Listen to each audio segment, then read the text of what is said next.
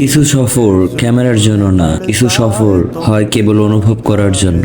ফারহান ভাই আর আমরা ঝালকাঠি থেকে রওনা দিয়েছিলাম একটি নাম, একটি স্মৃতি আর কিছু নীরবতাকে বুকে নিয়ে।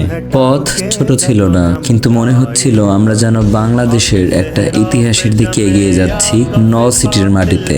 এই মাটিতেই আছে শহীদ শরীফ ওসমান হাদি ভাইয়ের স্মৃতি। এই ঘরে ঢুকেই বোঝা যায় এখানে শুধু একজন মানুষ ছিল না, এখানে ছিলেন একজন স্বপ্ন, একজন সাহস এবং একজন প্রতিভাবান ব্যক্তির বসবাস।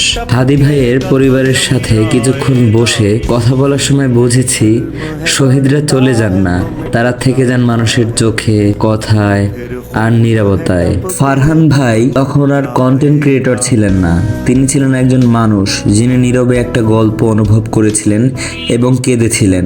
এটা একটা ভিডিও না, এটা একটা দায়িত্ব।